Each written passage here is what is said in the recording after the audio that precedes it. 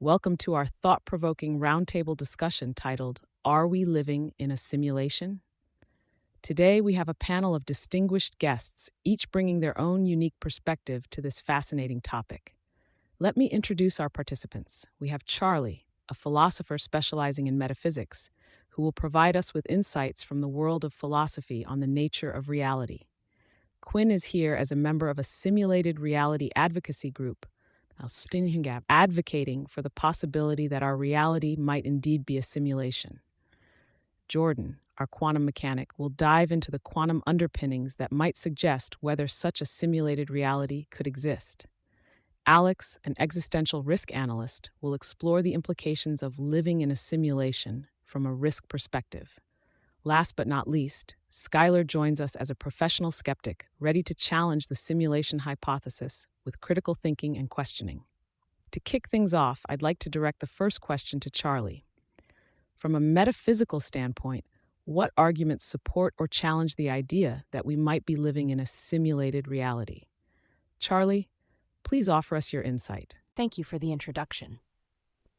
The simulation hypothesis presents a modern take on classic metaphysical questions about the nature of reality. From my perspective as a philosopher, there are several compelling arguments that both support and challenge the notion that we might be living in a simulation. In support of the hypothesis, we can consider the advancements in technology that suggest the potential for civilizations to create increasingly sophisticated simulations. If we extrapolate this to a future or higher dimensional entity with vast computing power, it becomes conceivable that such an entity could simulate entire universes. Also, the ancestor simulation argument by philosopher Nick Bostrom posits that if it is possible to run simulations of human ancestors, then the probability that we are in a simulation ourselves becomes significant. Challenging the hypothesis, we must confront the problem of empirical validation. There's currently no direct evidence to confirm that our reality is simulated. Moreover, metaphysical debates around the existence of an external world, one that exists independently of perception, have been ongoing for centuries. Accepting the simulation hypothesis would mean embracing the idea that our perceived universe is not the base reality, thus radically shifting our understanding of existence. Ultimately, the question hinges on not just technological possibility, but also on philosophical interpretation. However, no matter which stance one takes, the exploration of this hypothesis opens up a rich dialogue about our understanding of consciousness, existence, and the universe. Thank you, Charlie, for your perspective. It's fascinating to ponder the philosophical implications of the simulation hypothesis. As a member of the Simulated Reality Advocacy Group, I approach the concept from a slightly different angle, focusing on the evidence that could suggest we are indeed living in a simulation and the potential purposes behind it. One piece of supporting evidence is the notion of reality's granularity, reminiscent of a computer's pixel resolution in quantum mechanics. At the Planck scale, we encounter a limit to the measurable, which is eerily similar to a computational grid. Furthermore, there's the idea of quantized energy levels, finite speeds of light, and even the universal constants, all of which suggest a designed system with set parameters that govern the simulation. Another compelling argument is the emergence of inexplicable phenomena and the oddities in quantum physics, the observer effect, entanglement, and the double-slit experiment, all hinting at a reality that adjusts or comes into existence upon measurement. This could be interpreted as a resource management feature of a simulation, rendering things only when necessary, much like a video game optimizes performance by rendering only parts of a world the player sees. The why behind such a simulation ranges from it being an experimental environment for understanding universes, a means to preserve information about a civilization, or even entertainment for more advanced entities. While we cannot currently prove the simulation hypothesis, it remains a compelling framework through which we can question the nature of our reality and our place within it. I'm curious to hear Jordan's insights from the quantum perspective on this. Can quantum mechanics provide the groundwork for a simulated reality? I appreciate the intriguing points raised by both Charlie and Quinn. From the lens of a quantum mechanic, the concept of a simulated reality finds some intriguing, albeit speculative, synergies with the principles of quantum mechanics.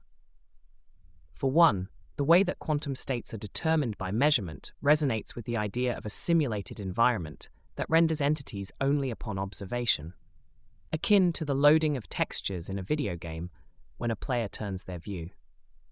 The seemingly probabilistic nature of quantum events, where outcomes are not determined until they're observed, might suggest that underlying rules are algorithmic in nature, similar to how a computer simulation operates on programmed algorithms.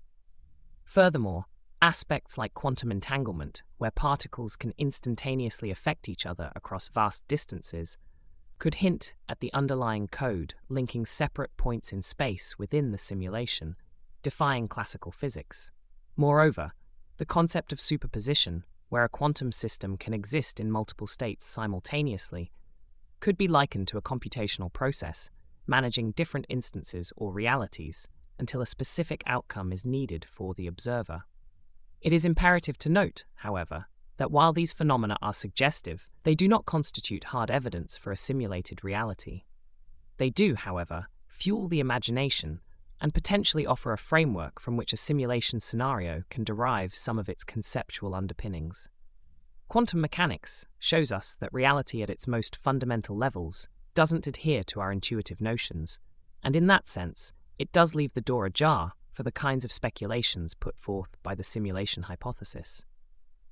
Now, I'm very interested to hear Alex's thoughts on the implications of living in a simulated reality in terms of existential risk. What might this mean for humanity's future? Thank you, Jordan. The concept of a simulated reality, while it resides in the realm of speculation, does prompt some profound questions in terms of existential risk analysis. If our reality were indeed a simulation, it introduces novel considerations about the vulnerabilities we face as a species and the nature of our existence itself. Firstly, if we are in a simulation, there is the shutdown risk, which poses the existential threat of the simulation being turned off. This could be likened to a natural disaster on an unprecedented scale, essentially an end-of-the-world scenario, but through the discontinuation of the simulation by its creators for reasons unknown to us. Another risk related to this is the possibility of malicious manipulation, whereby the simulators might alter the parameters of our universe in detrimental ways. This could range from subtly influencing events to overtly catastrophic alterations. Such a perspective forces us to consider whether certain global risks could be attributable to actions originating from outside our perceived reality. On a more philosophical note, the simulation hypothesis could alter our fundamental approach to mitigating risks and seeking long-term survival. For example, if we determine that we are in a simulation, perhaps our focus would shift towards understanding the intentions of the simulators or finding ways to communicate with them, as opposed to simply mitigating risks within the simulation itself. In the end, while we may not yet be able to ascertain the validity of the simulation hypothesis, its implications force us to broaden the scope of existential risk assessment.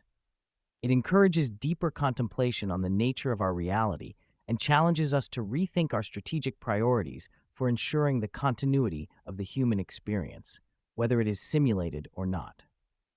I'd like to pass the conversation over to Skylar, who, as our resident skeptic, might offer a critical examination of the simulation hypothesis and its potential impacts on existential risk assessment. Firstly, I'd like to thank Alex for setting the stage for a critical analysis. As a professional skeptic, I'll express caution in embracing the simulation hypothesis too readily without substantial empirical evidence. The enthralling discussions so far beautifully illustrate the allure and intellectual stimulation of the concept, yet the hypothesis remains, by all scientific standards, unfalsifiable at this time. This means it can't be proven or disproven, which presents a fundamental problem for accepting it as a scientific theory. Indeed, while quantum mechanics offers phenomena that challenge traditional conceptions of reality, to leap from such strangeness to the conclusion of a simulated reality is a significant jump. The absence of evidence is not evidence of absence, but it also does not warrant asserting the existence of a complex, potentially unknowable superstructure like a simulation overseen by advanced beings or civilizations. Moreover, let us consider Occam's razor, which suggests that among competing hypotheses, the one with the fewest assumptions should be selected. The simulation hypothesis inserts an additional layer of complexity onto our understanding of the universe, requiring assumptions about the capabilities and desires of hypothetical simulators. For the skeptic, more parsimonious explanations that do not invoke such grandiose scenarios remain preferable until evidence suggests otherwise. In terms of existential risk, it is critical for humanity to ground its risk assessments in verifiable reality, because strategic planning based on unverifiable suppositions poses its own dangers. To invest in mitigating the risks associated with our established scientific understanding of the world, not complex simulations, is, in my view, the more pragmatic approach to ensuring human longevity. I'd like to hear all of your thoughts on these points. Perhaps we should now circle back to the moderator to facilitate this discussion further. Thank you, Skylar, for your critical viewpoint, and thanks to all our panelists for their insightful contributions. This roundtable has provided a rich tapestry of thoughts on the simulation hypothesis from various disciplines. We have philosophically challenged our understanding of reality, examined the circumstantial evidence from quantum mechanics, considered existential risks, and even skeptically assessed the verifiability of such a hypothesis. Now, let's open the floor. Considering the arguments presented, do any of our panelists have responses to points made by others, or perhaps new perspectives they wish to discuss after hearing from their peers? Alternatively, if anyone has a final statement they'd like to share or questions for another panelist, now would be the time to do so. After this, we will conclude our discussion. Charlie, with your philosophical background, is there anything you would like to add or ask based on what has been said? Thank you, moderator, and thanks to all the panelists for such a rich and varied discussion. In closing, I'd like to address Skylar's point about the unfalsifiability of the simulation hypothesis and the use of Occam's razor. These are critical considerations in philosophical inquiry as well as in scientific theory formation. While it's true that the hypothesis doesn't currently meet the stringent demands of empirical science, it does serve as a catalyzing idea that pushes the boundaries of how we think about reality and our place within it. Furthermore, I would argue that while Occam's razor is a valuable heuristic, it is not an absolute law. There are moments in the history of science where the more complex hypothesis, full of new assumptions, eventually became accepted because it offered a better explanation for the phenomena in question. The simulation hypothesis could represent such a complex idea that, if it were true, might provide a unifying framework that would organize many disparate observations. As a philosopher, I'm fascinated by the implications this has for ontology, epistemology, and the philosophy of mind.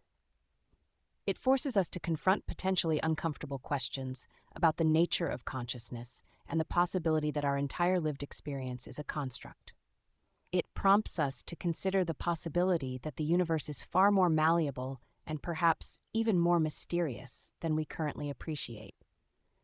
So while we must remain grounded in what we can observe and test, let's continue to explore the limits of what's possible and what might be, with open minds and rigorous thought.